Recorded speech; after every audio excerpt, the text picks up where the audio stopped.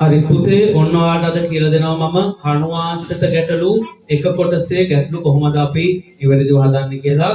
පුතාලට කියනවා ත්‍රිකෝණාකාර ඉඩමක් තියනවලු ඒකේ සමාන පරතරය ඇතුව කණු පිටවල තියෙනවලු පුතේ එක පැත්තකින් බැලුවම කණු පහක් පේනවා නම් මේ ඉඩම වටා තියෙන මුළු කණු ගාන කීයද කියලා අහනවා. ඉතින් ආදරණීය දුවේ පුතේ මේ වගේ එකක් આવොත් හදන්න හරිම ලේසි. ඔබ දන්නවනේ මේ පැත්තෙන් බැලුවම පහයි නම් පේන්නේ මේ පැත්තෙන් බැලුවත් පහයි පේන්නේ මේ පැත්තෙන් බැලුවත් පහයි පේන්නේ නේ.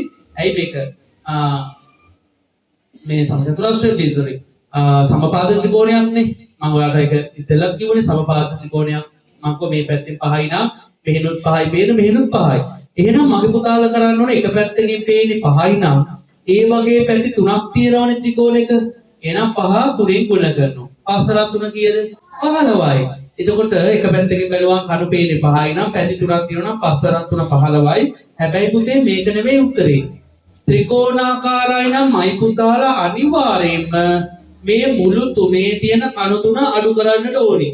ඇයි පුතේ මෙහෙට ගිහිල්ලා බැලුවත් මෙහෙට ගිහිල්ලා බැලුවත් මෙහෙට ගිහිල්ලා බැලුවත් අර මුළු වල තියෙන කණු ටික අපිට දෙවරක් ගණනය වෙනවා. ඒ නිසා එච්චර ඔබ හිතන්න ඕනේ ත්‍රිකෝණාකාරයි නම් එක පැත්තකින් පේන්නේ 5යි නම් පහ පැති තුනක් තියෙන නිසා තුනේ ගුණ කරලා එන උත්තරයෙන් අනිවාර්යයෙන්ම තුනක් අඩු කරන්න ඕන.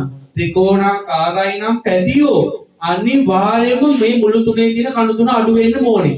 එහෙනම් පහෙන් තුනක් අඩු කළා 2යි ඒක ගත්තට 2යි 12යි. එහෙනම් මේකේ තියෙන සමචතුර මේ කණු ගාන 12යි. කොහොම ඉන්න? දැන් මගේ පුතාලට දුන්නොත් එහෙම මෙන්න මේ වගේ සමචතුරස්‍රාකාර ඉඩමක එක පැත්තකින් බැලුවම කණු 10ක් පේනවා.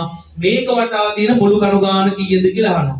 එතකොට කරන්නේ පුතේ අර විදියමයි එක පැත්තකින් බැලුවම පේන්නේ 10යි නම් ඒ වගේ පැති හතරක් තියෙන නිසා හතරෙන් ගුණ කරන්න ඕන. 10 වරක් 4 40යිනේ. හැබැයි ඕක නෙවෙයි උත්තරේ.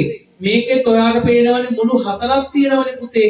එහෙනම් අනිවාර්යයෙන්ම ඕකෙන් හතරක් අඩු කරන්න 40න් හතරක් අඩු කරාම 36යි කියලා මගේ පුතාලට උත්තරේ එනවා. පැහැදිලිද කිව්ව කතාව? ත්‍රිකෝණාකාරයි නම් එක පැත්තකින් පේන ගාන තුනෙන් ගුණ කරලා තුනක් අඩු කරන්න ඕනි. සමචතුරස්‍රාකාරයි නම් පුතේ එක පැත්තකින් පේන ගාන හතරෙන් ගුණ කරලා හතරක් අඩු කරන්න ඕනි කියන එක හොඳට ඔළුවේ තියාගන්න.